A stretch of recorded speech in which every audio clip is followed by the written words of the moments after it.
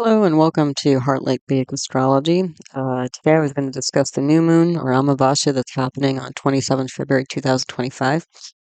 This talk is from a Vedic astrology or Jyotish perspective, so ancient Indian astrology that's more than 5,000 years old. And it seems like the theme for this moment is on a healing path. Let's take a look.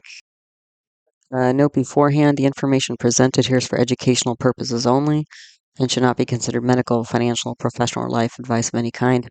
If you are in need, please contact an appropriate professional for support. Then you might take a minute or two to read the rest of this disclaimer. Okay, so if you're new to Vedic astrology, Jyotish are my videos. All my teaching videos on the subject are my concepts playlist. They can be found there. Wherever you see a double asterisk in one of my talks, that means there's a teaching video on that subject if you'd like to learn more. My channels are all about playlists. I'm good about organizing my videos into different playlists, so different topic area videos are easy to find, grouped together. So, like, I have a planets, grahas playlist, houses, bhavas playlist, yogas, planetary combinations, and there are others.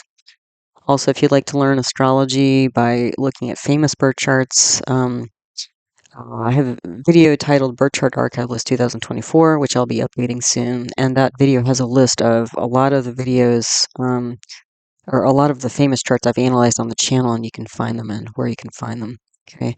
The other thing to note is that, this new moon that we're talking about, the next, quote unquote, full moon cycle is actually going to be an eclipse. So we've got eclipses coming in March. So if you're interested in learning more about eclipses, I would check out my two videos, Lunar and Solar Eclipses. That comes from a Vedic astrology perspective. And also auspicious timing of eclipses. I think that should be helpful in terms of how to work with that energy because it can be intense. Other videos to watch with this one to get more out of this talk, since it's mostly an interpretation talk. North, South, and East Indian style charts. I cover Western style charts in that video as well. Introduction to navigating a birth chart, the lugna, also known as the ascendant, rising sign, first house. Introduction to the constellations or rashis, constellation rashi categories. Planetary aspects, natural benefic and malefic planets, bhavat, bhavam, house of the house concept, chidra grahas, planetary exaltation, debilitation, grahas, planets in their own sign or star, planet retrogression or vakri, nakshatras or lunar mansions. Then there's karako bhavanasha, planet breaking house, parivartana yoga, exchange of houses, pravraja yoga, life focus, solar lunar yogas, the five great beings, pancha mahapurush yoga, mahalakshmi yoga for wealth, and saraswati yoga for creativity. So a lot going on this chart, as you can see. All right, so here's the chart. This is, again, the new moon, Amavasya, 27th February 2025. The time set here is 19:45 p.m. Eastern Standard Time. That's the time zone that I live in. So let's dive right in. If you're not familiar, this is a North Indian style chart. And to find the first house, ascendant, rising sign, lugna, all different names are the same thing. You go to this top diamond in the middle. There's 6 in the bottom corner. That 6 in the bottom corner refers to the 6th zodiac sign. Even though it's a first house, it's a 6th zodiac sign. The 6th zodiac sign is Virgo or Kanya. So we have a Virgo rising chart here. Okay. And then to get to the other houses, you count counterclockwise inclusively from the first house. So to get to the second house, you'll see that upside down triangle in the upper left corner with the 7 in the bottom corner. That's the second house. And in the second house, we have Libra or Tula. Okay. All right, so let's take a look at the chart here. So the day lord is Jupiter and the hora lord is Saturn. Okay. So that's already telling me that there's a lot of contrast here in this chart, which we also know because we have a Virgo rising. Okay. Virgo is a dual earth sign. So there's going to be a duality here to this chart. Okay. But also we see duality here in terms of the day lord and hora lord. Jupiter is considered the great benefic and Saturn is considered to be the great malefic. Naturally.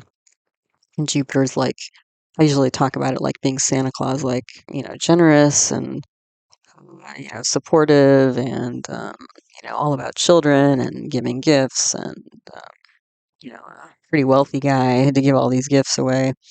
And he's also, right, are you on the good list or naughty list? So he's all about doling out fairness. It's Jupiter can be like law and justice and truth and that sort of thing. It can also be education, teaching, writing, publishing, that sort of thing, speech. Saturn, on the other hand, is all about delays and obstacles and antiquity and dearth, potentially, hard circumstances here. What they have in common is Jupiter represents spirituality and Saturn represents religion. Okay, so that's popping up here. But there's again a duality. The dasha period, and I do have this new, I mentioned on the previous slide, I should try to remember that. I just published a new video on dasha period, which is the planetary period.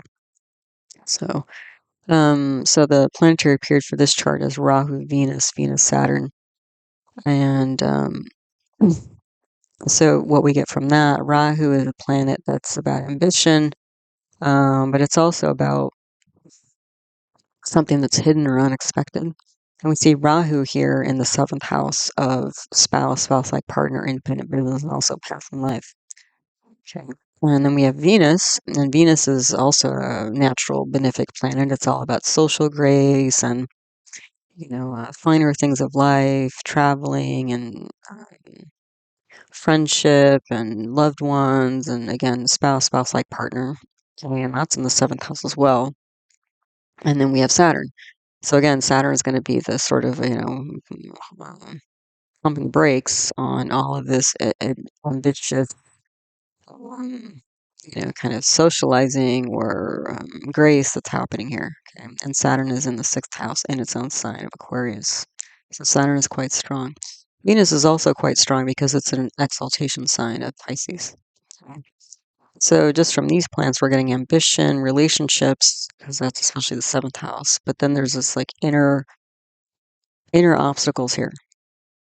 Yeah, going on. The reason why I say that they're inner obstacles is because this time Saturn is combust, meaning Saturn is so close to the sun that you can't see it because Saturn is essentially eclipsed by the rays, the light of the sun. So when you have a planet that's combust, you don't generally see the outward effects. So it may not seem like there's a lot of outward obstacles at this time. Again, if this is a person or a point in time, but the obstacles are internal. Okay. And we're also the Saturn in its own sign is in the 6th house of acute issues, acute medical troubles, debts, delays, that sort of thing. So, it's quite a contrast between this exalted Venus and this suave Saturn. So we're picking up that energy already. And then this dasha period is switching to Rahu, Venus, Sun. Rahu, Venus, Sun is switching to on 27th of April 2025. So 2 months later, we're switching from this Rahu, Venus, Saturn energy to Rahu, Venus, Sun. Now that's also a big contrast because the Sun is, the great luminary, right? A lot of energy, whereas Saturn is cold and dark and far. Saturn, Sun is the center of the universe. There's a lot of energy here. It's also purpose and soul is symbolized by the Sun. Okay, so it seems like there's like going to be a renewal here of deep psychology. The reason why I'm saying that is that even though Sun and Saturn are here together in the 6th house, Saturn's currently combust. So there is some deep, issue here, especially because it's also with the Moon. The Moon represents the intuitive mind, the emotional mind, sensory, functions and things like that. So there's a internal kind of depression or suppression of those things, okay? And the Sun is eclipsing both the Moon, since it's a new moon, and Saturn. So you won't see this internal struggle going on here, okay? The other thing is that Saturn, from its position in Aquarius, is aspecting the 8th house of deep psychology, where it's debilitated, okay? So this, if this again was a person, this is going to be a lot of deep, dark thoughts. Not only is Saturn very strong from its position in the 6th house, excuse me, but debilitating the 8th house. But Saturn, besides being a planet representing obstacles, delays, chronic health issues, and stuff like that, Saturn is a nakshatra or lunar mansion called Purva, which is symbolized by the front legs of a funeral pyre. So there's a lot of flames and combustion and transformation, but destructive energy here. Okay, and this is all happening, at this moment in time, deep in the psychology of somebody. A lot of destructive thoughts here. Okay. But give it a couple months, and the thing is, Saturn is moving out of Aquarius. It will be in the 7th house. But the sun will also, by the time April 27th rolls around, will be in this 8th house where it's exalted. So you're going to have a big switch up here between this very depressive or anxious thoughts, quite destructive thoughts, with some really strong renewal energy. Okay. So that's what's coming here. Okay. The Lugna nakshatra. So again, nakshatras, if you're not familiar, nakshatras are lunar mansions, and there are about 27 of them. Each nakshatra has a different energy associated with it. And so every night the moon passes through a different nakshatra, and after about 27 nights, you get a lunar month. Okay. Now, the Lugna nakshatra is called Hasta. Hasta is symbolized by hand. And so there can be a lot of literally grabby kind of energy going on here. Okay. So this is all about getting control. And it seems like, again, since we're picking up this energy of Saturn here in the dasha period, there's been some serious stuff going on here for quite a long time, because Saturn has been in Aquarius again for a Virgo Lugna, Virgo ascendant for over 2 years. So there's been some probably chronic health issue here. But again, this Saturn has been debilitated in the 8th house. So it's been not just a probably physical slog, but also a mental slog for the Virgo folks. Okay. Now, again, if this is, and I'm talking about that as sort of a, transit, a dynamic type of analysis. But if we're looking at it like a static analysis, if this was a person, this is somebody who's going to have a lot of, I would say, mental health issues, frankly. One, because Saturn, again, is on the moon. That's going to bring, Saturn brings things like anxiety, depression, doubt, skepticism, and the moon is the mind. Okay. Especially the intuitive mind, emotional mind. And then we have this massive Saturn debilitated in the 8th house of deep psychology. The other thing is Saturn is lord of the 5th house of intellect.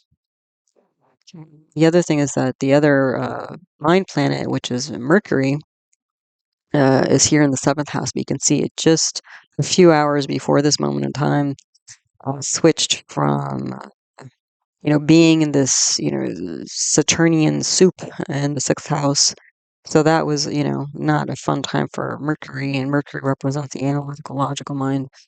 So, and Mercury, Saturn together, you can get analysis paralysis or paralysis of the body generally, but a lot of doubts and skepticism and slowing down of being clear about making decisions.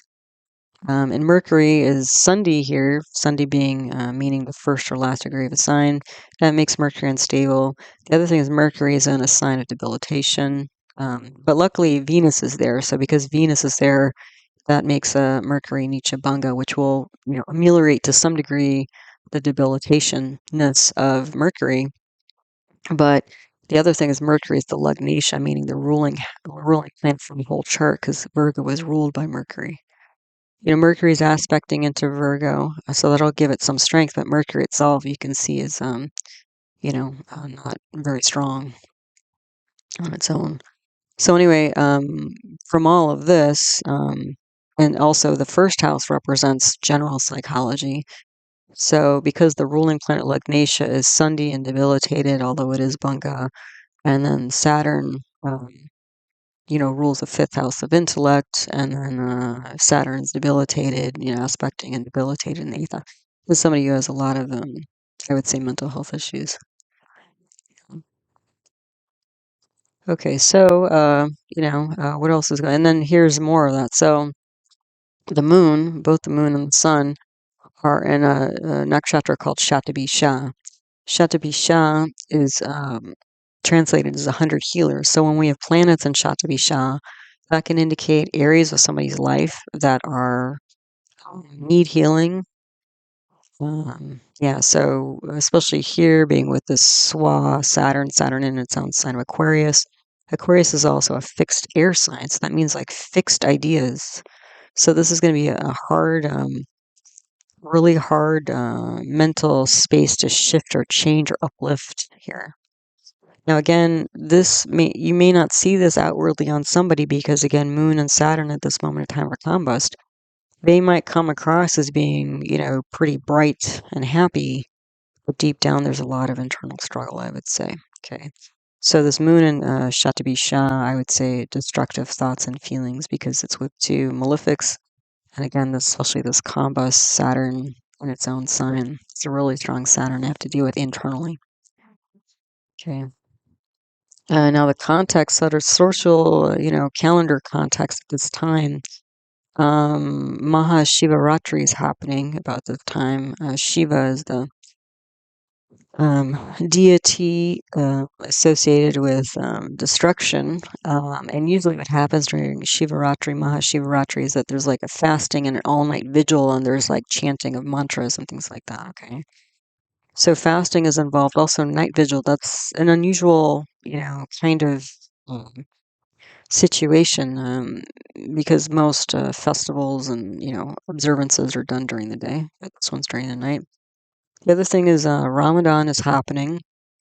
Again, we're getting more fasting energy here. And then there's also the 19-day fast, which is a Baha'i observance. So again, a lot of fasting here. And then Lent or Ash Wednesday is just around the corner, which again is more of like a Christian Catholic type of event. But again, there's a lot of fasting going on here, like a lot of, which essentially is, especially with all these different, faiths engaging in some form of this. This is, it is about physical cleansing, but it's also about internal cleansing.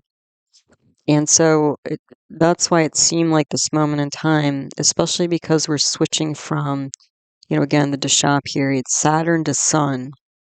There's some big shift here internally. It's some big cleansing of some, especially major thing that happened or it's been happening. It kind of, frankly, like the sixth house here with the Sun, Moon, Saturn, Swan, and Purvabdrapa or Satabisha. This looks like a dogfight that somebody's been through, mentally and physically. And now it's like, Mercury's pulling itself out of there with Venus, and Venus is exalted, which is great. And Venus has, if you watch my video on Venus symbolism, Venus has the power to regenerate. So this is like regenerating, potentially the mind here, the analytical mind here. The other thing is Venus and Jupiter are in parivartana, exchange of houses. So you can visually imagine like Jupiter coming into this picture too, into the seventh house of Pisces, where Jupiter is Swan in its own sign. So you have the two great benefics with Rahu. There's this ambition to, improve things here. So both of those, Venus exalted and Jupiter Swan, will both pull up this Mercury that's, frankly, not, if those two planets were not there on its own, this would be a much worse situation. Mercury does wobble because it is Sunday, but again, the two great benefics are on it. And then again, Sun is over the next 2 months will be also passing through Pisces, and then it is exalted in this 8th house here. Okay. Now, this isn't going to be without issues here because the eclipses that are coming that I mentioned are going to be happening in Virgo and also in Pisces. So there's going to be some bumps along the way. The other thing is that with Mercury and Venus here, and then Saturn is going to be moving into this scene in the 12th house by the end of March, there's going to be several planetary wars going on here. So again, this isn't going to be a straight line, but I think generally speaking it's going to, again, when Saturn moves, Saturn is going to be what Saturn is, and it's going to create kind of different issues over time. But in terms of this, Saturn on the 8th house business, that's a really strong negative placement, again, for anybody to deal with, Um, so that's the context. Um, Let's take a look at the chart house by house now. So again, the Lugna, ascendant, rising sign, first house, all different names for the same thing. We have a Virgo rising, Kanya Lugna here, which is a dual earth sign, Dvasvabhava Prithvi. So like if it's a person, it's going to have somebody who's going to have two sides of them, but also be very practical and be interested in like tangible type results, okay, or outcomes, that sort of thing. K2 is here, an intro Falguni. K2 is the south node of the moon. It brings a lot of hidden, unexpected energy to it, but it's quite explosive. Like it's like Mars. Mars is a energetic, fiery, erratic planet. K2 is even more so, and even more sort of unpredictable. It's in a nakshatra called Uttara Falguni. So Uttara Falguni is symbolized by a hammock, and it got this energy of enjoyment, but with a purpose. So just having K2 in the Lugna here, this is somebody who's going to be quite unusual person. Maybe quirky a bit. Could be somebody who's like from another country. K2 and Rahu can symbolize foreigners, that sort of thing. So K2 is, again, also going to be shifting out of here by mid-May. So we've got another, 2.5 months of K2 being here before K2's, out the door. But also with K2 in this first house, we have Mercury, which is Swa in its own sign in Virgo, but Mercury's in Purva Bhadrapada, the same nakshatra as Saturn. So Mercury has this, again, kind of destructive type of energy, and that's the ruling planet for the whole chart. Okay. So again, luckily, Venus and Jupiter are with Mercury, which will pull Mercury up. But there can be, I would say, a destructive energy or self-destructive energy going on here in the first house, just from these two here. Also, Venus is aspecting the first house, which is nice. Venus is a natural benefic, but Venus is debilitated in Virgo. Okay. So this may be somebody who, how do I say, may not always like physically have how do I say, like a lot of grace, like what does that mean? It's like they may be a little bit rough around the edges rather than having like a physical, like a physique or face, because that's first house stuff, or even like a personality that's like kind of the smoothest, coolest. Some people are like it's smooth like butter.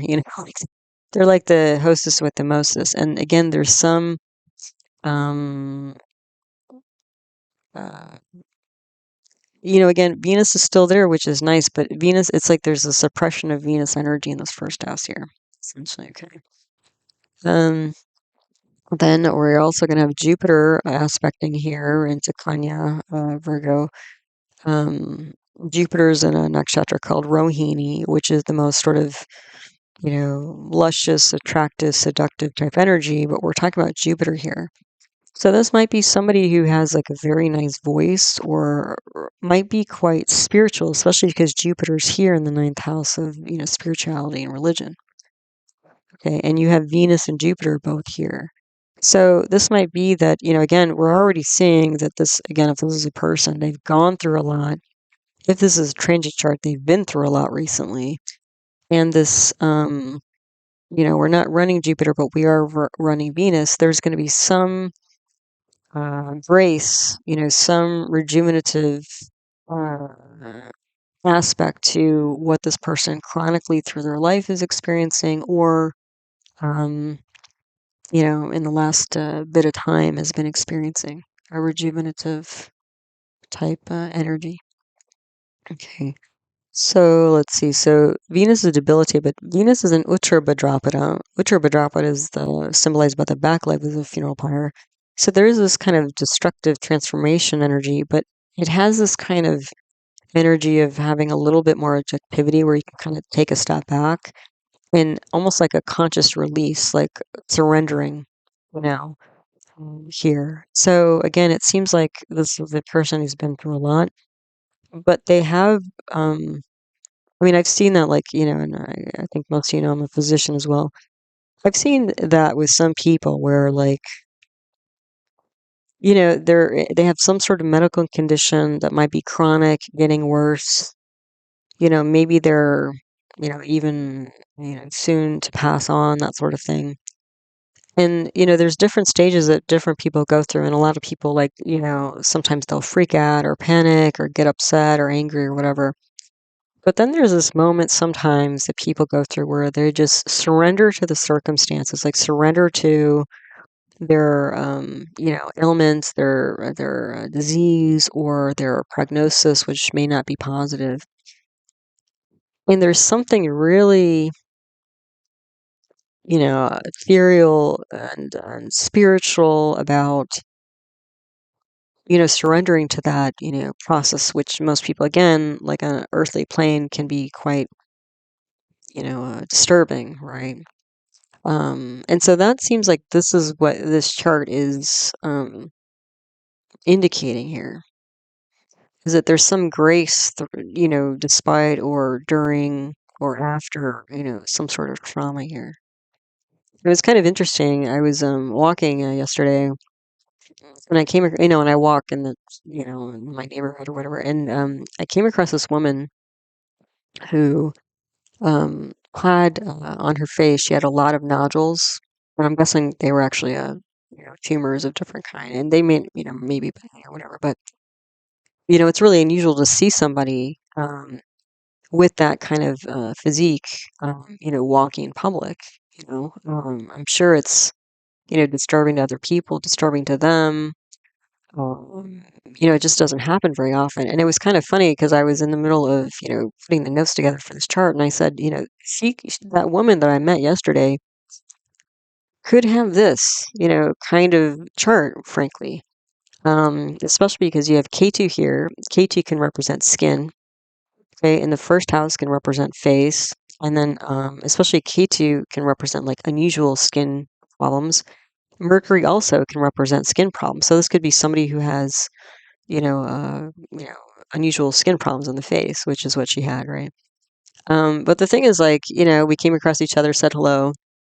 I had my dog with me. She was, asking about my dog. And then somehow we got on the conversation or topic of, like, recently I've been watching, videos on, like, dog shows, which I don't know why.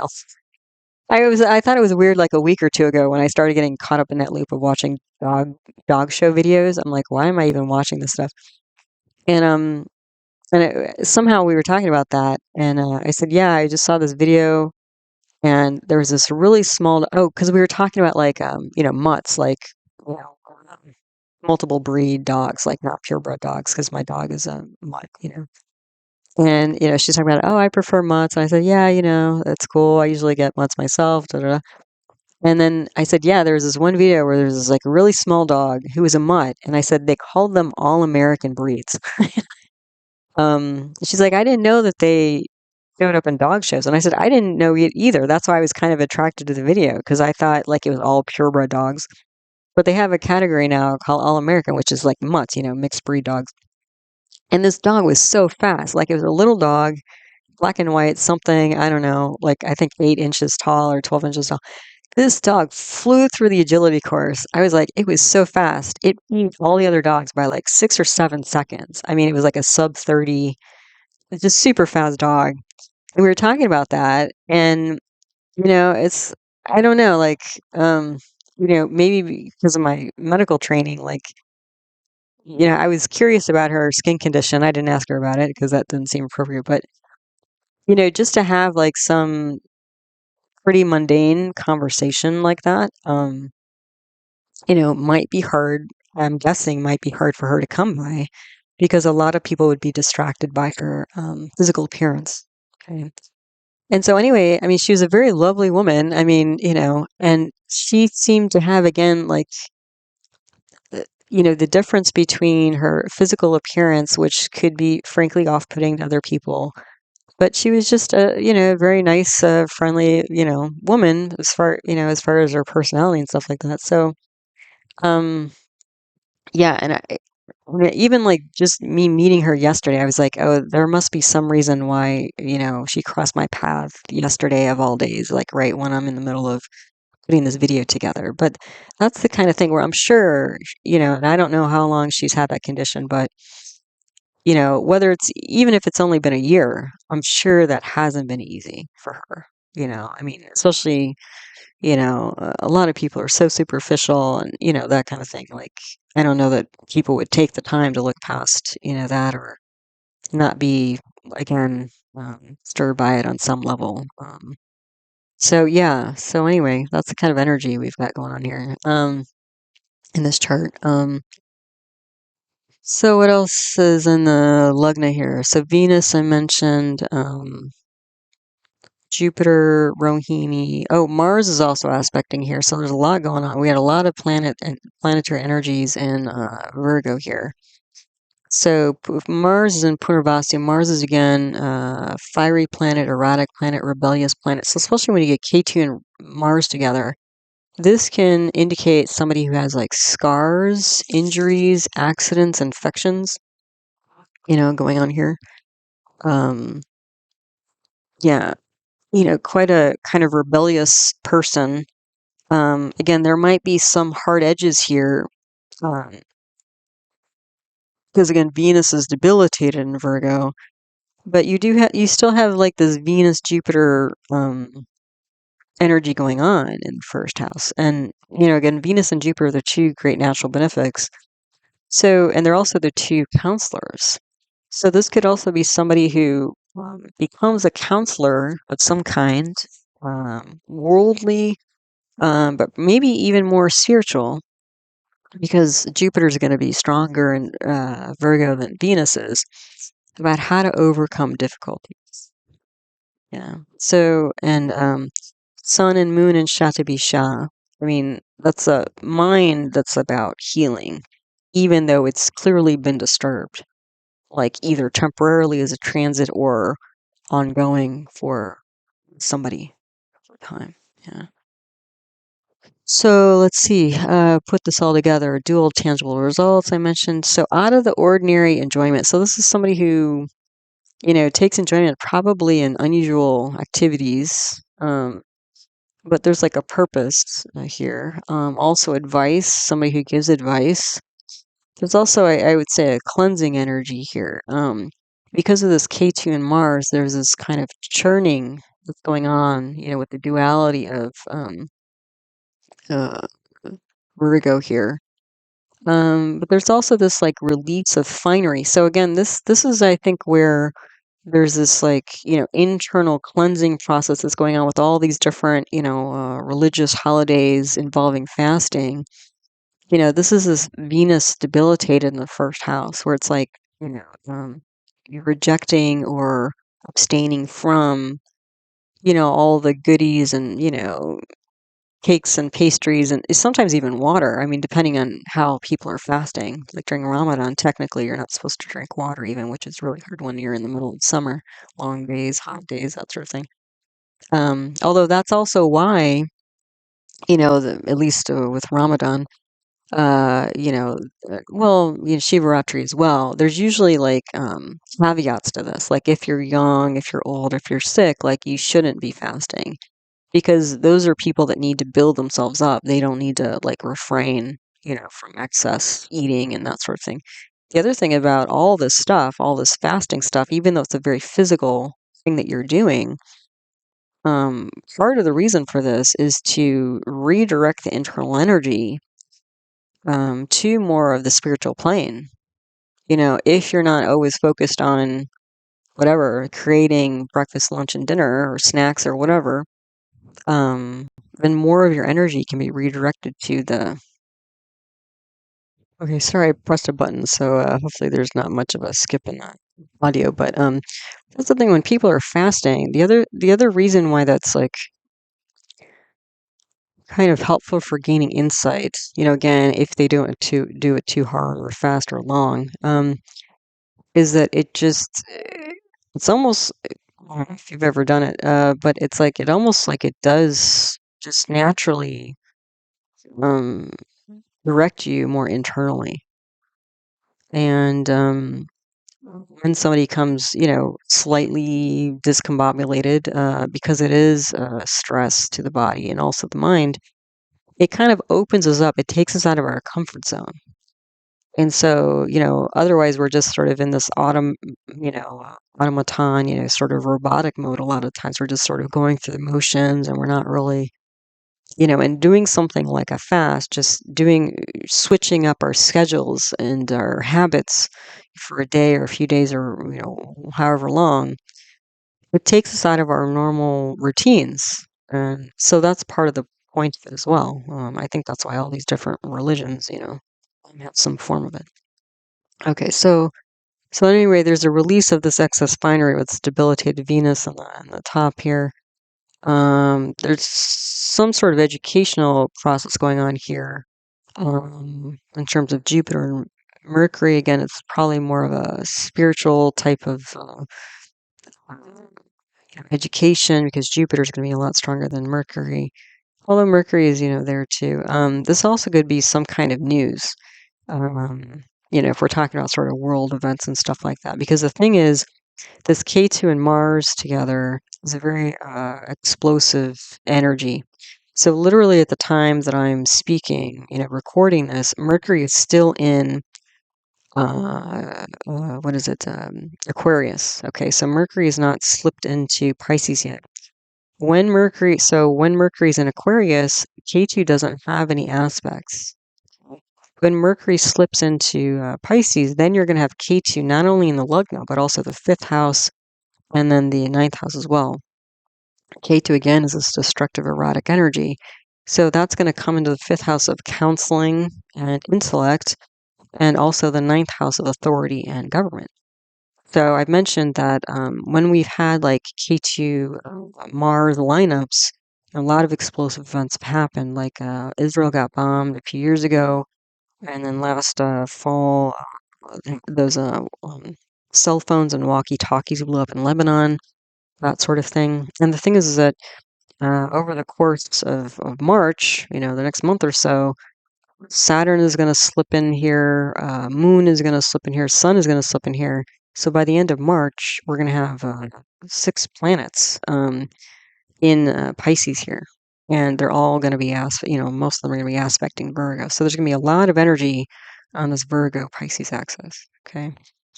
What else do we have? Again, out of comfort zone. This could be forcefully like taking control of the self, because this Mercury again is the ruling planet for the chart, but also the Lugna, the rising sign. So again, Mercury's just emerging from this like dark soup, not even soup, like a quicksand, mental quicksand that it's been in Aquarius. So it's like starting to claw out of that, it seems like. And because of the duality of Virgo, it's probably like there's a sorting process that's going on, of what parts of myself do I keep and what parts of myself to let go of. And also like, a lot of emotional processing, because Mercury is in Pisces, which is a dual water sign. So mixed emotions. And Mercury is a logical planet. So it's like trying to process, all the stuff that's gone down, or will go down, because a lot's going to be going down in Virgo and Pisces over the course of the next month or so. What else? And again, there's a lot of transformation physically and psychologically here. So the Lugnatia, again, it's a debilitated Mercury. It's Banga, Nicca Banga, because Venus is there, so that should help with the debilitation to some degree. Mercury is also bhavat bhavam, so Mercury is the lord of the 10th house, and the 10th house lord has gone 10 houses away. The 10th house relates to like day-to-day activities, like, activities during the day. So when you have the 10th lord going 10 away to the 7th house, this could be like one, new activity after another. This could also be like one like job, like one business after another. So this could also, because Mercury represents business, this could be like a transformation of business.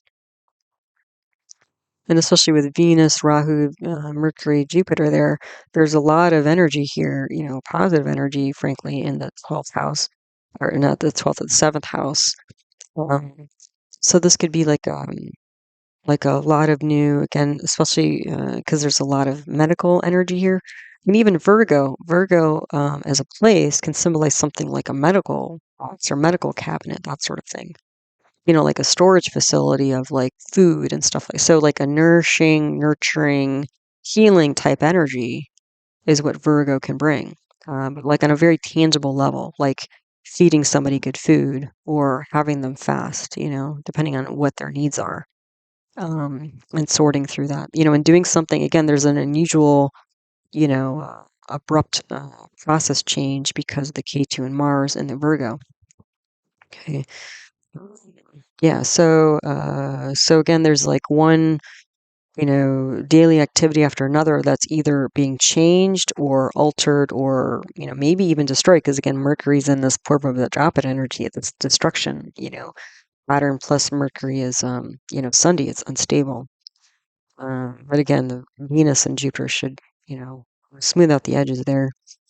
The other thing is that Mercury was, Mercury is, it's time of this recording, still Kumbha, so it's also deep within, like this Kumbha's moon, Saturn, Mercury is all this deep, shifting of mindset and emotional set, mind, emotions, thoughts, thought process. Also because we're in Aquarius, which is again a dual, not a dual, a fixed air sign. So it's a lot about like a deep breaking out of a deep, long, heavy mindset here, and like starting to break free again, starting to get on this healing path.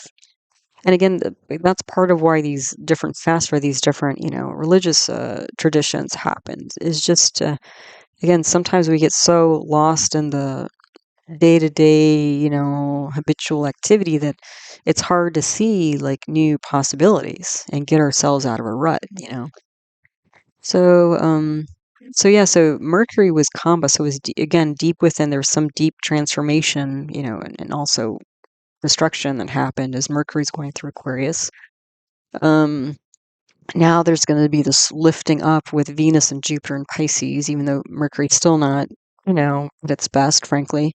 The other thing is Mercury, like currently at the time when I'm recording this, which is the 25th, Mercury and Saturn are in planetary war, graha yuddha. So that means Saturn and Mercury are destabilized and the houses that they own are destabilized. So that's also, again, getting back to the first house and the fifth house of, counseling and children, the sixth house of acute issues, and what else? The 10th house of daily activities. So all of that's like shifting, changing, um, kind of in a, rock and roll phase right now, not very stable. Okay.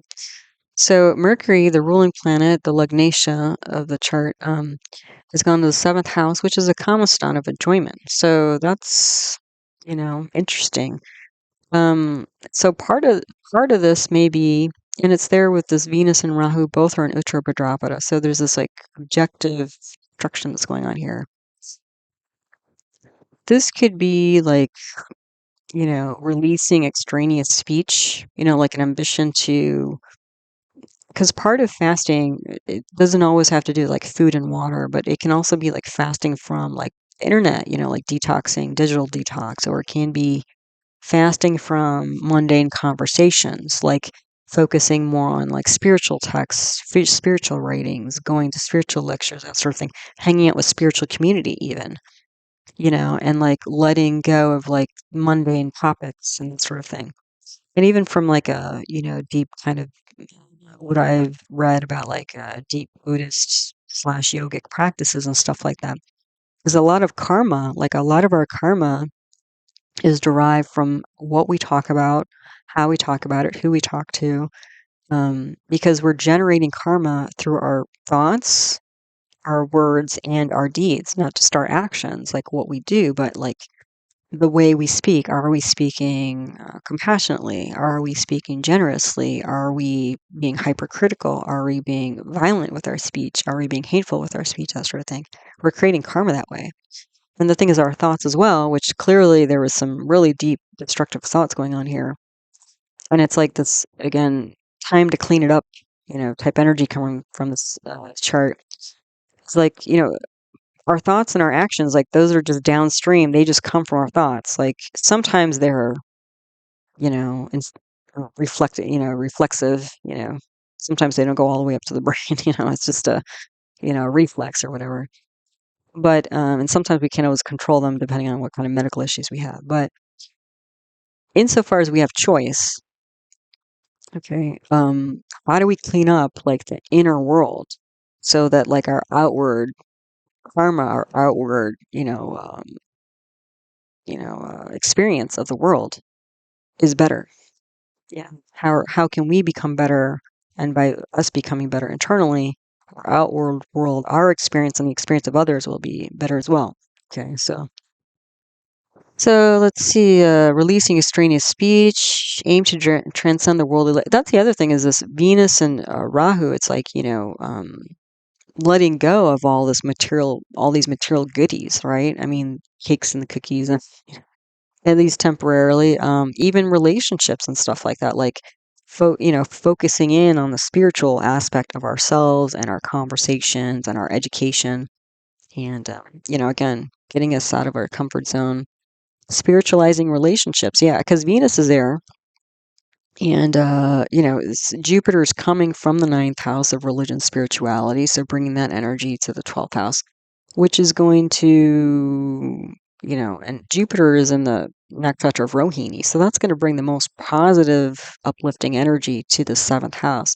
The other thing is that, there may be issues here, probably issues here, because Venus is karako, bhava, nasha. So Venus represents relationships, especially spouse-like partner, and that's in the 7th house. So when we have Venus in the 7th house, that creates a karako, bhava, nasha, or planet-breaking house situation. That means that there are issues here with relationships. So there might be issues with the relationships because somebody, by going through like some sort of fasting or religious process like this, spiritual process like this, will be stepping back, to do this deep healing. And, a lot of it is on their own, on your own. Like, especially like with some of these things, like, you're on your own fasting, but then like in the morning before, the night after, like you're with your spiritual circle and you break fast together, that sort of thing. So it creates this sort of, process intimacy.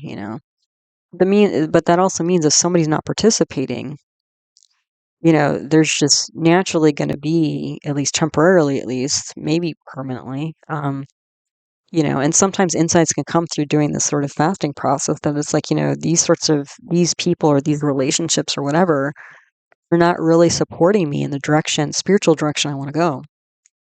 And so there can be a shift there as well. Yeah.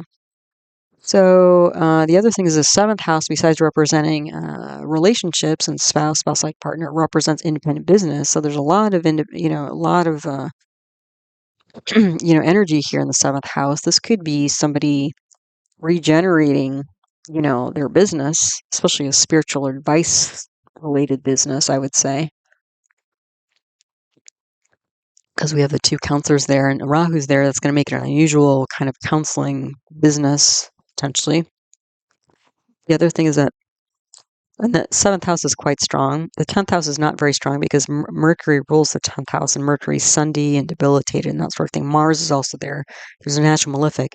So this is probably somebody that doesn't have a regular 9-to-5 job.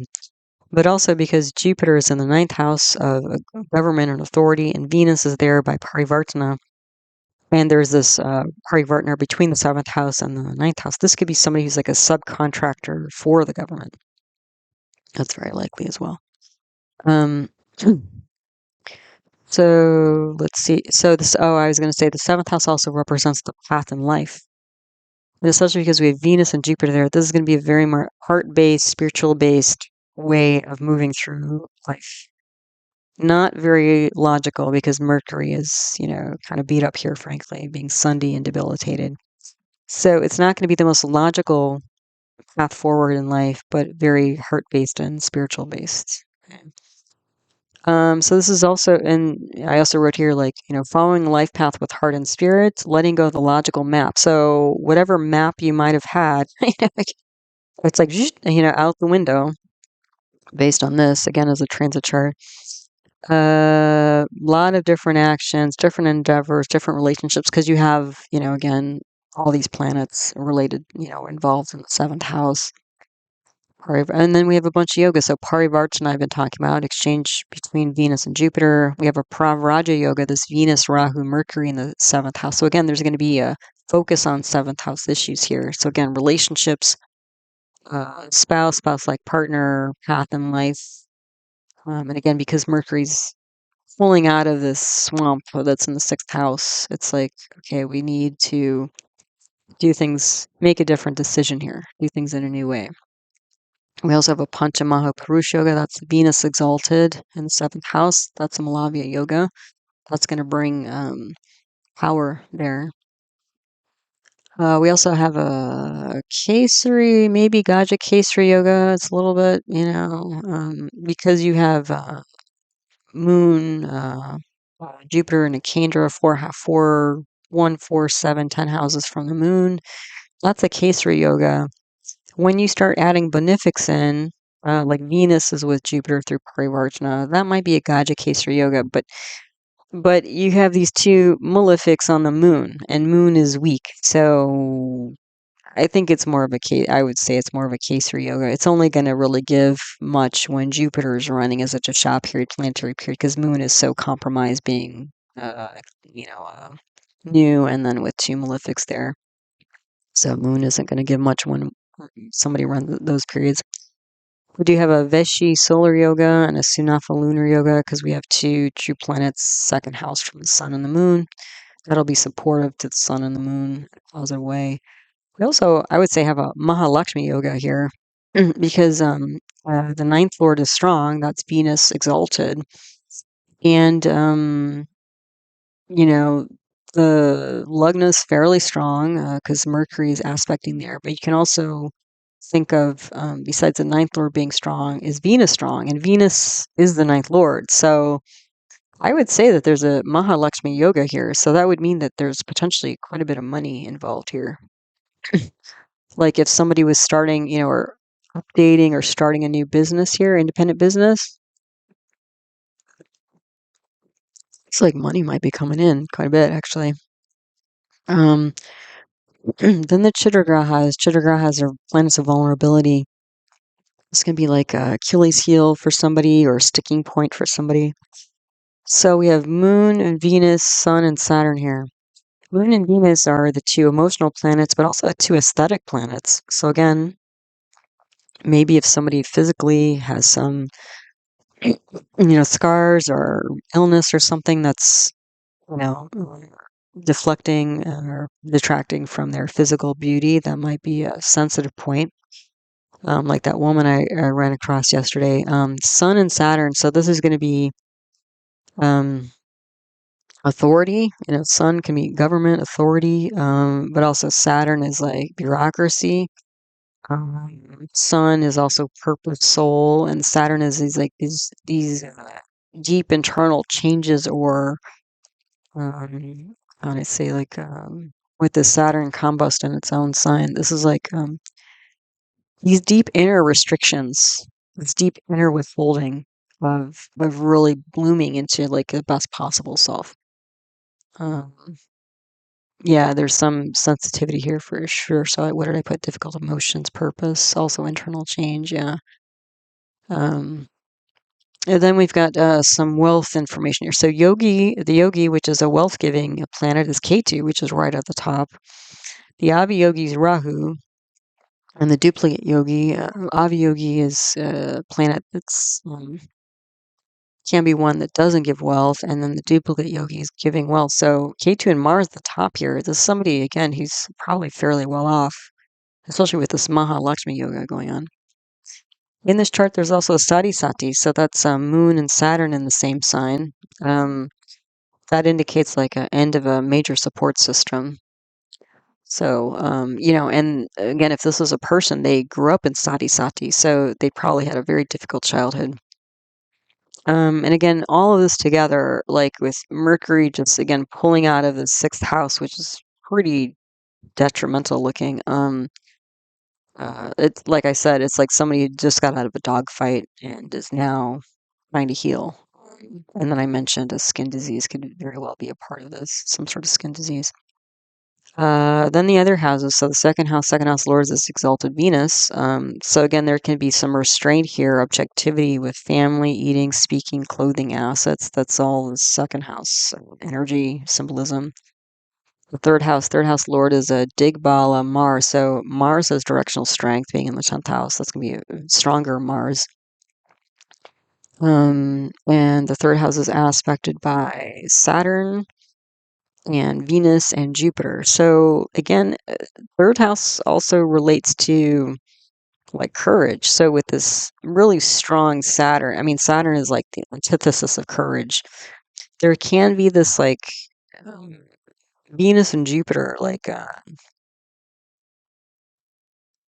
trying to like bolster that up, like a natural sort of lack of courage. Um, and it's kind of funny because you have K2, you have Mars and the Lugna here, but I was seeing K2 and Mars as being more kind of erratic and destructive here, because Mars is in a nakshatra of Punarvasu, which is like a quiver of arrows. So it's like this, having a home base and going out and coming back. There's kind of a traveling energy here. Um, so I think sometimes this person is courageous and sometimes they're not. That's that dual energy coming from Virgo. But I think when they're courageous, they're more courageous, I don't think in person. I think they're more courageous, like probably quite a nice writer here. Because you have Jupiter and Venus in the third house. The third house can indicate like classical arts. Jupiter being quite strong and in her friend sign in Scorpio. This could be somebody who's again quite a nice writer or had some artistic ability. And the third house also represents dexterity. So if not writing, maybe some sort of crafts could be going on here. But there is this like again slowing down of the Saturn aspect here. So this might be somebody who is shy or reluctant to share their art with people, even though it looks like they're quite good at it or quite prolific with it. Um, let's see. This could also be like so the third house represents like non-oral communication.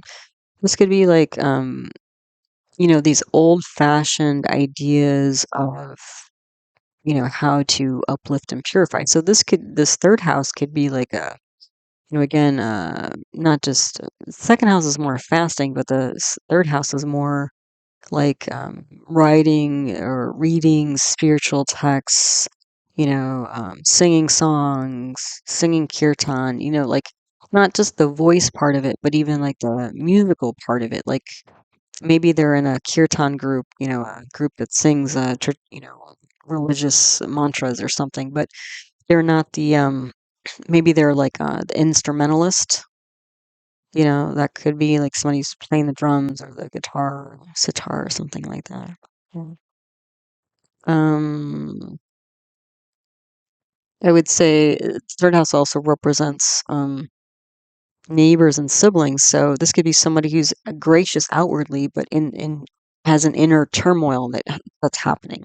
So kind of like this woman I met. I mean, again, I don't know. Maybe she's like just completely free within herself. I'm guessing not. Most people, it's really hard to completely transcend. But outwardly, she was a lovely person, lovely to talk to. Just meeting her on the street and talking about dogs with her. But what she has to deal with internally on a day-to-day basis, moment by moment, is probably a different thing. But who knows, right? That's for her to, I don't know, I guess, understand, not us, right? So let's look at the other houses. So the fourth house lord is Jupiter. It's aspected by Mars. I would say there might be some acute trouble here, disruption with mother, home, school, happiness. This is probably somebody with multiple degrees, so quite well educated. But there might be a, you know, issue here with the education. Um, Partly because Mars might be disrupting this. Mars is a natural malefic, but the other thing is the ruler of the fourth house has gone 6 houses away.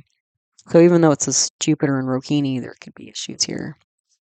Um, fifth house lord is the Swa Saturn. It's aspected by K2, Mars, and Jupiter. So again, explosive energy here and the intellect. Also advice. So this could be like really strange or unusual legal advice.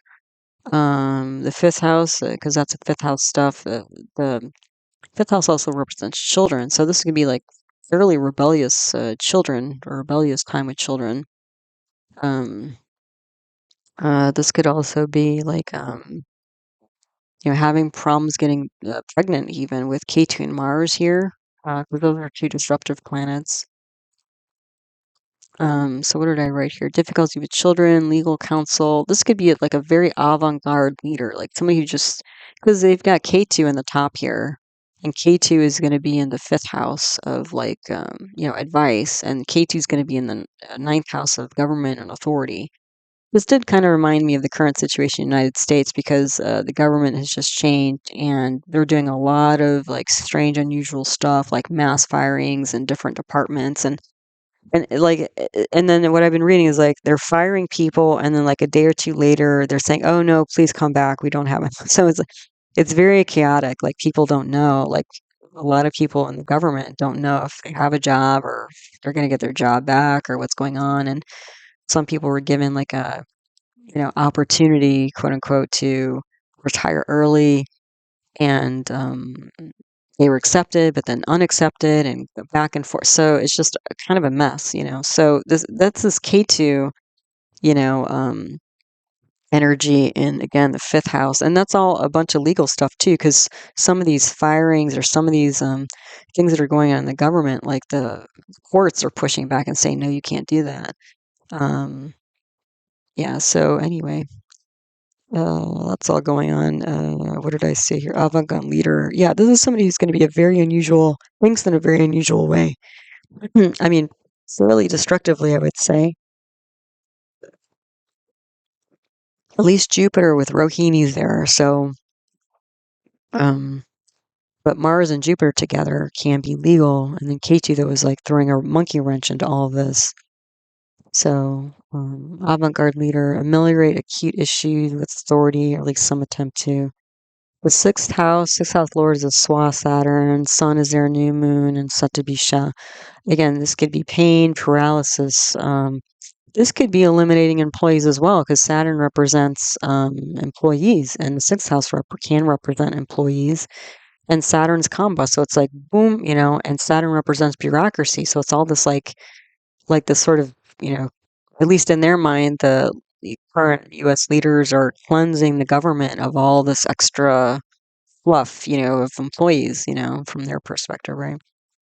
Um, but because Sun is there as well, and Moon is there, Moon represents public, Sun represents government authority. This could be like, acute issues with public government bureaucratic authorities and employees, which is what we've got going on in the United States.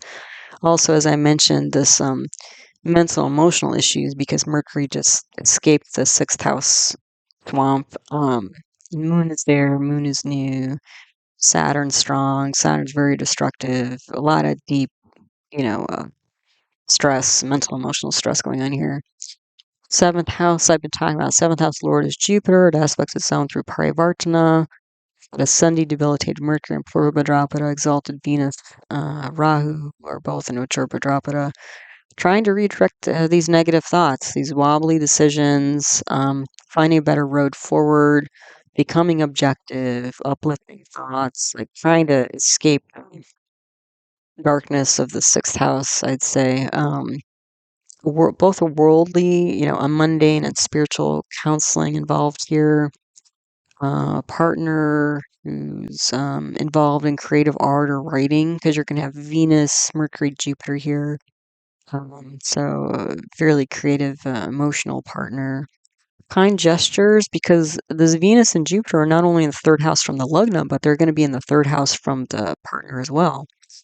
So that might be where the partner and the native are, like, maybe texting or emailing each other or doing like nice little things for each other. I don't think there's going to be a lot of speaking because Saturn's debilitated in the second house from lugna. But I think just some small kind gestures potentially are happening here. And again, there could be a new or upgraded or revived path or business. Again, probably involving, authority or government, again, as a subcontractor, advisor, that sort of thing. So that's the thing is, like with the US government, if they're going to fire all these, like, employees, then they're going to have some gaps and holes. So then the people who are, or subcontractors who are kind of, rotational, or they're not like, day to day lifelong employees, like, even though they're usually more expensive, maybe like from a money, a financial perspective, it's cheaper to hire the subcontractors temporarily for like 6 months or 2 years rather than employ somebody, ongoing for 30. Maybe that's the financial decisions that the US government's making currently. I don't know. I haven't seen the numbers. But yeah, so actually it's a good time to become a government subcontractor more than a, lifetime employee of the government in the US. The eighth house, again, very destructive. This Mars is the lord of the house, and it's aspected by debilitated Saturn. Again, very destructive mindset. Long-term issues with work and reputation, I would say as well. Because this Mars is fairly aggressive, and again, this 10th house is very unstable because the Lord is this Sunday debilitated Mercury.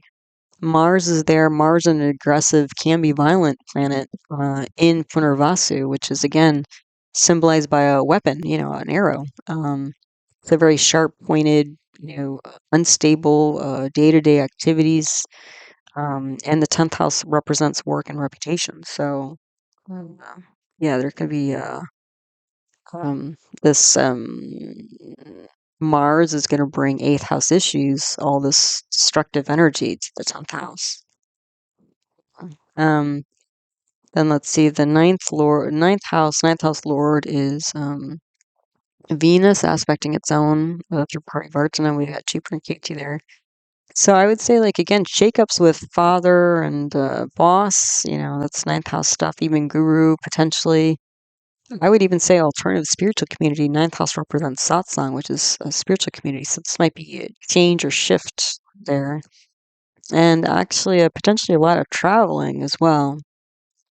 Because sometimes, especially with these different, big holidays, people will travel to see their family and stuff like that. So that might be part of what's going on. Excuse me.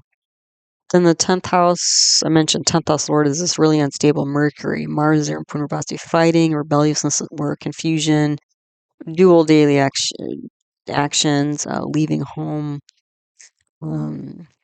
Yeah, then the 11th house. 11th house is Lord is a new moon, which you can't see, and it's aspected by an exalted Jupiter. So this could be loss of friends and coworkers because of this, deep internal restructuring that's happening here with bureaucracy employees.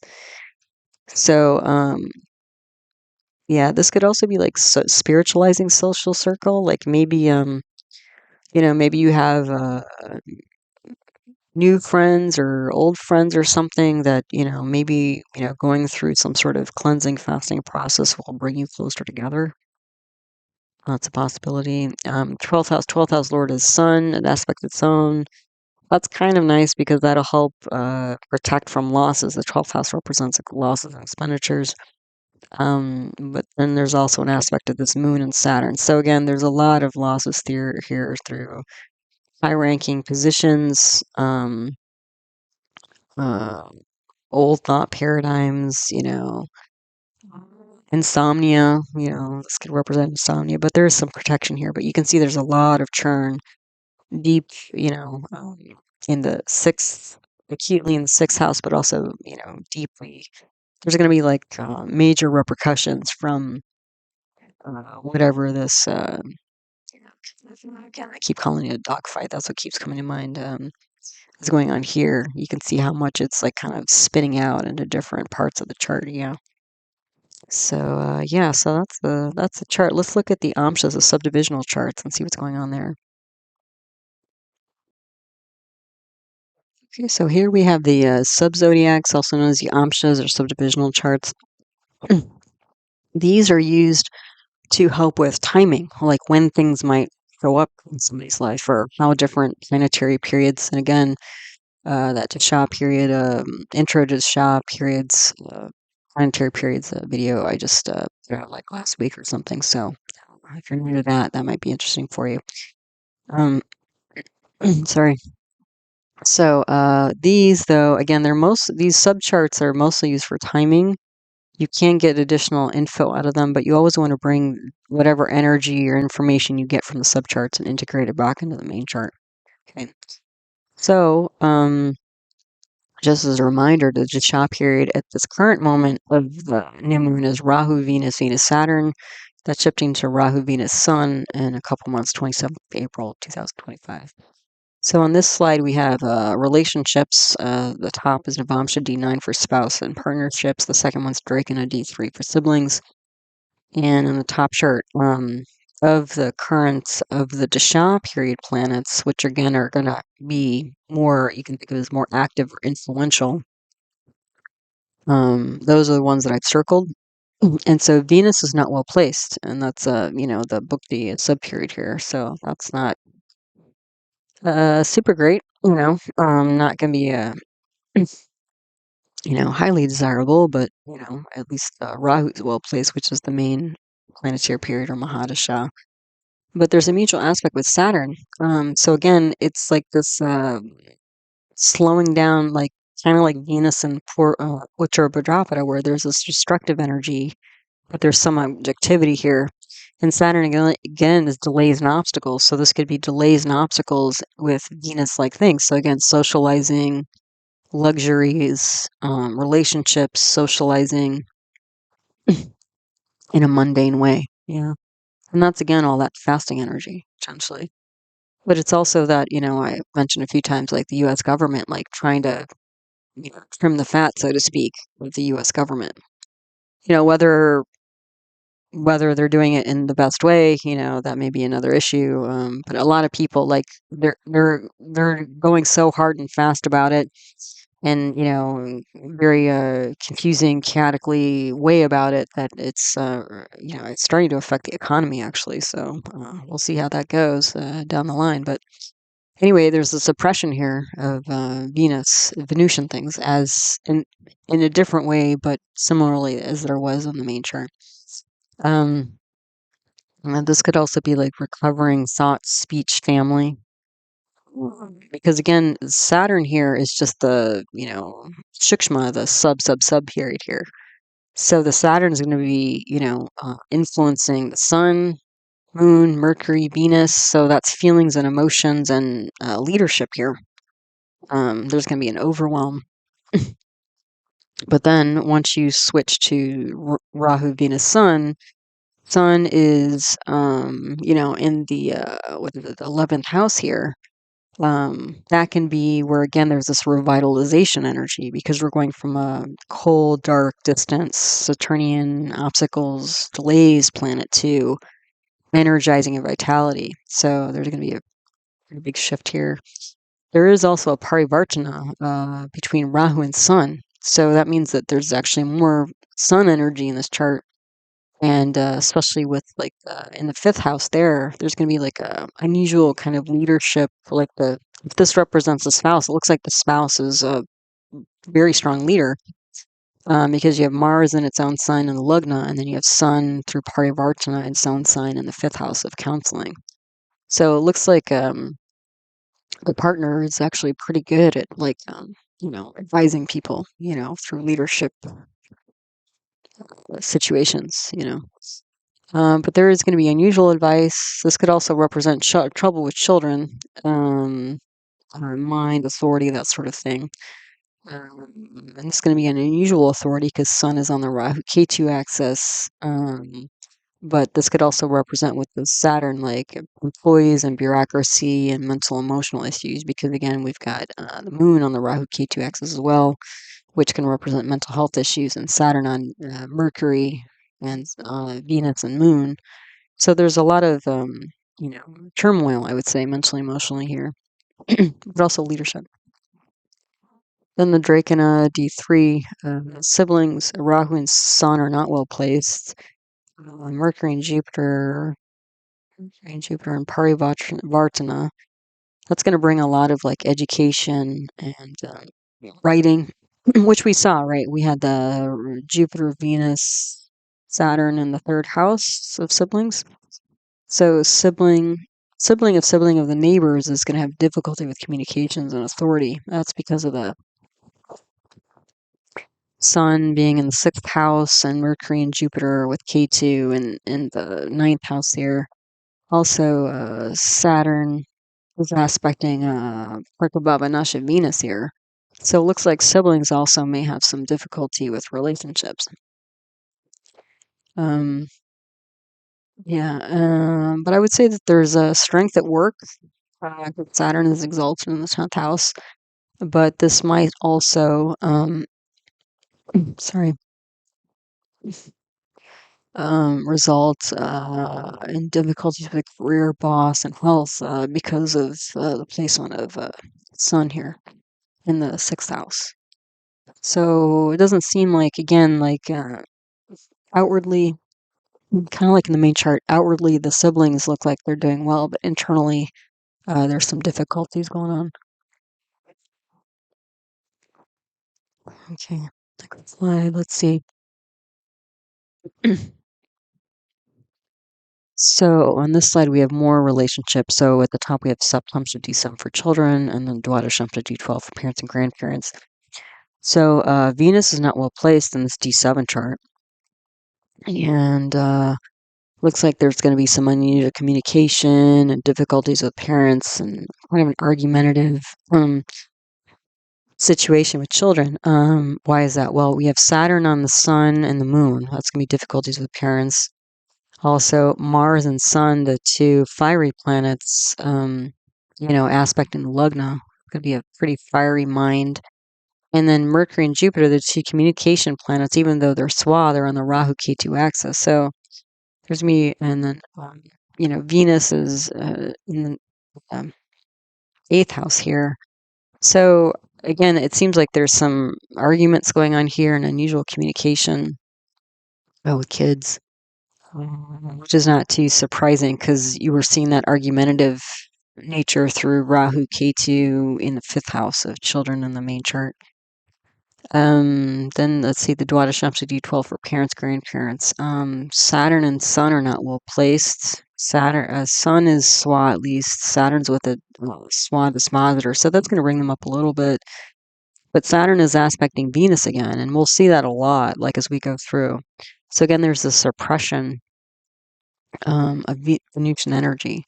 So that may be also that Venus is not quite as strong as it looked in the main chart.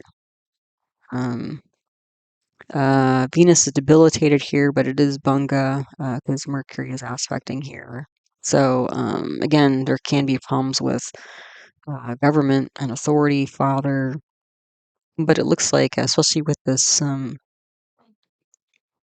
Saturn in the 12th house of expenditures, losses, but also isolated places, and aspect Venus in the ninth house.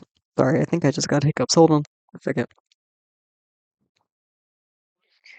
Yeah, so the Saturn in the 12th house aspecting the ninth house here. This could be like for a retreat, there's like a restructuring of satsang, which again is like, potentially like if you're going through if your community is going through some sort of fasting process on a large scale, that may bring you closer or farther apart from somebody if people are choosing to participate or not. That could be going on. This slide, we've got education and career. Well, education is looking pretty slim here because you can see 1, 2, 3, 4, 5, 6, 7 out of 9 planets are negative houses. So again, I mentioned in the in the main chart there were probably some issues with education. Although the ninth house of higher education was quite strong because of Jupiter and Venus there. Although Ketu was aspect in there as well. The thing is that uh, this again, if this is a person and they're starting off running Rahu, and after Rahu they run Jupiter, and you can see Jupiter aspecting its own sign, and Jupiter is one of the only two planets in a positive house. Jupiter period, which for this person runs age 6 through 22, is going to be quite strong. So they may that may be enough to get them through like college. Then the thing is they're going to run Saturn. So they're going to have a pretty good period during their, younger years and teenage years and like young adult years up to about 22. And then we're going to get into this really hardcore Saturn in its own sign and Purva Dropa in the sixth house. So it's going to be like being dropped off of a cliff. And it looks like that's also happening like educationally. Now, after Saturn comes Mercury. So it may be that, like, later on in life, this person, goes back to school or something like that as well. But I would say most of their positive, educational energy is going to be in their younger years, you know. Yeah. And then the Dashamsha D10 for career, we have Saturn and Sun are not well placed. Saturn is exalted, that'll help a bit. Sun's espoused or swa, that'll help a bit. But you can see Saturn's aspecting all these grahas like Rahu, Venus, Moon, Sun. So there's going to be slowdown and difficulties here with career. Sun, and again, the Sun represents like losses through boss, work. Maybe somebody ends up working remotely or overseas or something like that. That might coincide with the like being a subcontractor of the government stuff that I was picking up on the main chart. But yeah, there's a lot of challenges here. At least Rahu and Venus are well placed, but these sub periods, Saturn and Sun are not going to be super great. Saturn being exalted in the third house, that can indicate change, which again I was picking up in the main chart. So there are definitely some issues here. Yeah, not super great energy here, I would say. Then this chart is wealth. So the top chart is a D11, redemption for income, and the second one's chapter Tamsha D4 for assets. So on the top chart, Rahu's not well placed, and that's the main Mahadasha. So, changes and endings in the third house. Venus is Swa, so that's great. And then there's also Saraswati Yoga. So it looks like there's a positive change in income, and especially related to some form of creativity. So that's kind of nice. There's also a parivartana between Sun and Moon, or sorry, Sun and Mars. So that's going to bring a lot of leadership energy. So this again might be like the, taking things into your own hand, being creative, like that kind of seventh house energy, yeah, not, kind of pulling, because the 10th house is not great right now. The energy is not great, but the 11th house is pretty good. So there's still income to be gained. Maybe just not through, again, conventional means or the original roadmap you had. The plan A didn't work, but plan B might be a lot better, is what I'm seeing here. Then the second chart, Chatter Chamsha D4 for assets. Saturn's not well placed. Um, I would say emotionals, physical issues with father and authority, because Saturn again is aspecting Moon and Sun in the ninth house. But there is a parivartana exchange of houses between Jupiter and Mars, so it looks like there's going to be gains through property, I would say. Um, Yeah, I would say that. Yeah. Yeah. Because Mars is going to be strong here, especially since Mars is in the fourth house of property. So that's probably property is a pretty good option for this person. Then here we have health amshas, the Tajik Shastamsha D6 for acute issues, Tajik Ashtamamsha D8 for chronic issues, Bamsha D27 for strength and resilience. So on the top chart, Sun is not well placed. It's with the swadhispositor, that'll help a bit. It's aspected by an exalted Jupiter, that'll help a bit as well. So Venus is with its sole enemy, Jupiter, and Jupiter is debilitated here. And Sun dasha, I would say the Sun dasha, once we get there, that's going to be more about mental, emotional healing. Because Venus is going to be challenged here, and it's aspecting the eighth house of psychology, deep psychology. It's also the expositor of the 11th house of clubs, groups, and society. So again, there seems to be some sort of social problem here, kind of like what we were picking up with that karako, bhava, nashaya, Venus in the 7th house. And this Jupiter Venus is in the 2nd house of family and inner circle. So there does seem to be some sort of acute issue with socializing here. Also, I would say, and then when they move into the sun period, that may be again bringing some energy and life, positivity, more positivity to the mental emotional state. And the Tajik Ashtamamsha D8 chronic issues. Rahu and Venus are not well placed, and those are the main period and the main sub-period. So Mahadasha and the Bhukti, losses and endings, changes based on their position in the 3rd and 12th house.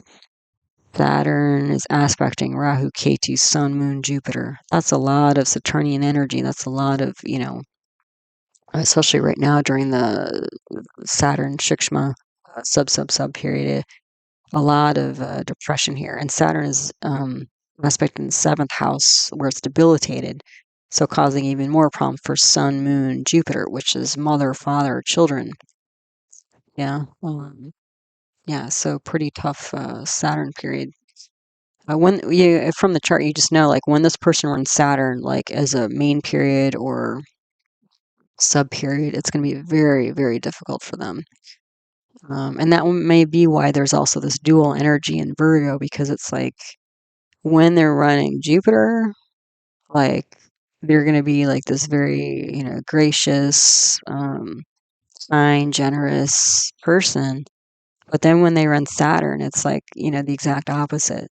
And the thing is, again, right after Rahu, they run Jupiter. So during, like, people who know them during their younger years, you be like, oh, this is like the golden child. And then once they hit like their mid-20s and start their Saturnian period, and they run that through almost like a pillar 40, that's going to be a very difficult time for this person, so that may be, part of the duality. But let's see, the chronic issues again. Saturn's aspecting all these planets. That's not great. Venus is aspected by its sole enemy, so, that's going to pull Venus down even more. The sun is exalted at least, so again, once we reach the sun period, that's going to be much better. Sun exalted versus Saturn debilitated. This is going to be, again, like in the 7th house, is going to be like leadership on the soul path, like starting to move forward, getting out of this muck, out of the quicksand that Saturn, is in this person's chart, of this time and moments chart. And the Bamsha D27 for strength and resilience. Venus and Saturn are not well placed. Saturn's aspecting, and there's a mutual aspect between those two again. Saturn's also aspecting Jupiter, Sun, Moon. And Moon is debilitated. So again, when Saturn's running, this is going to be a lot of emotional distress. There's also a parivartana between Saturn and Mercury. So Saturn's on the 2 emotional planets, Venus and Moon, and the 2 mind planets, Mercury and Moon.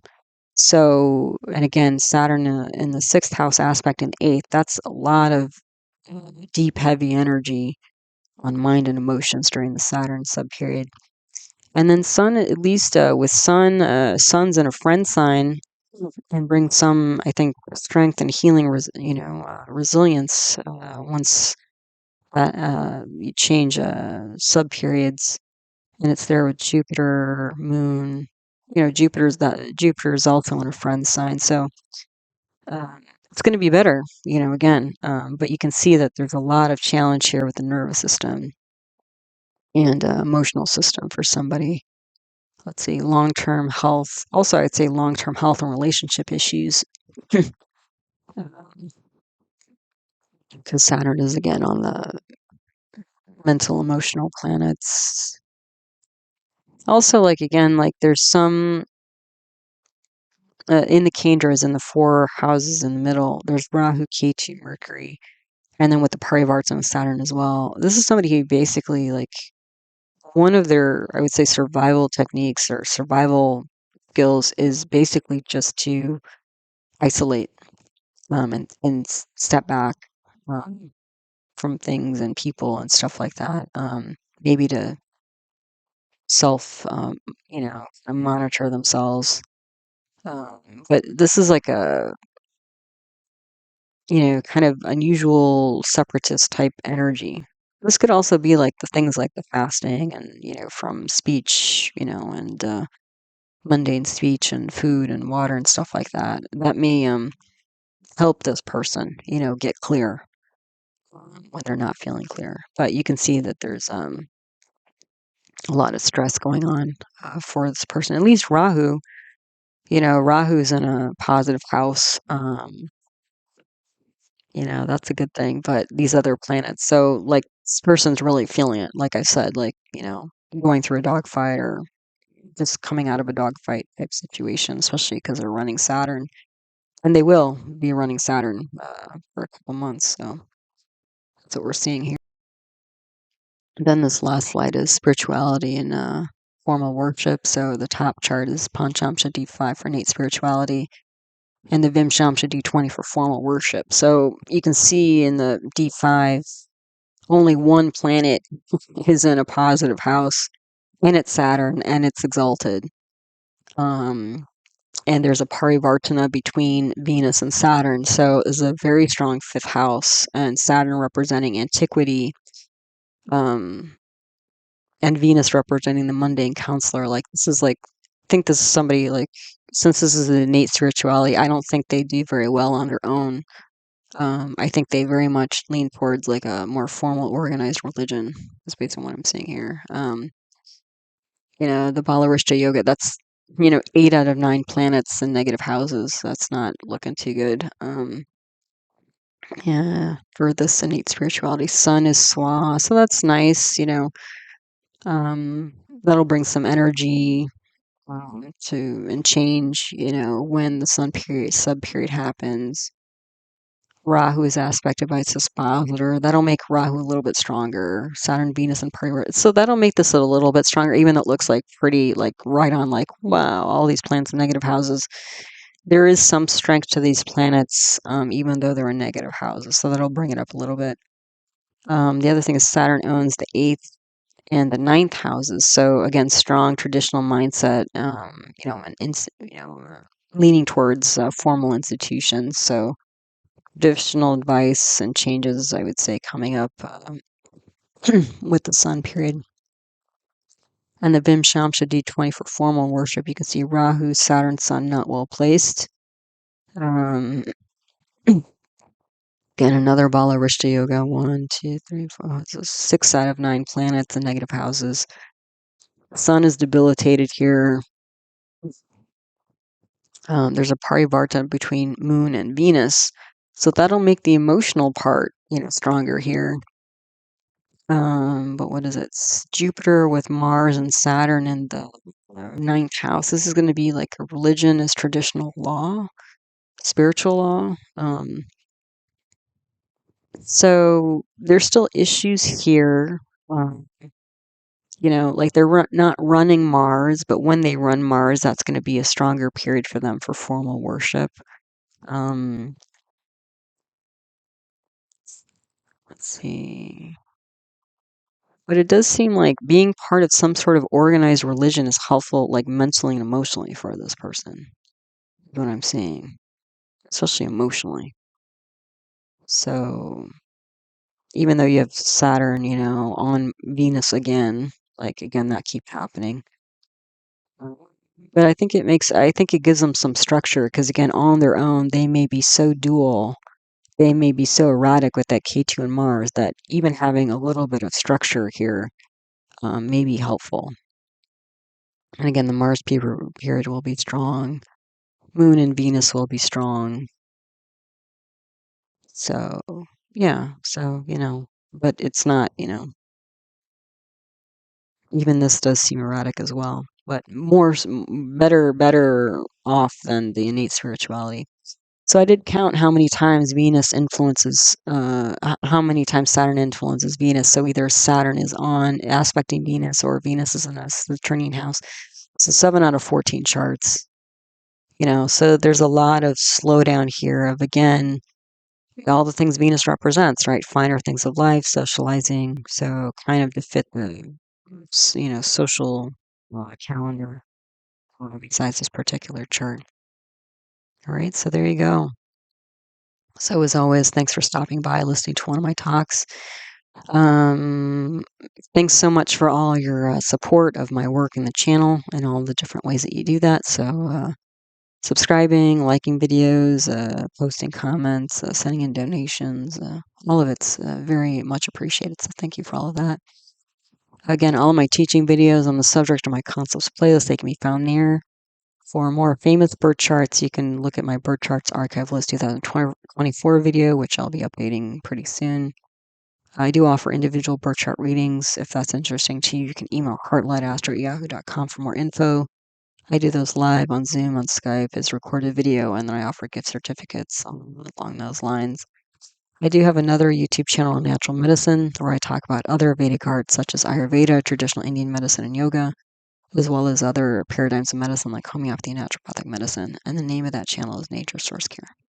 All right. So as always, I hope you found this talk helpful, useful, and interesting to you as you learn to navigate the energy cycles of your own life.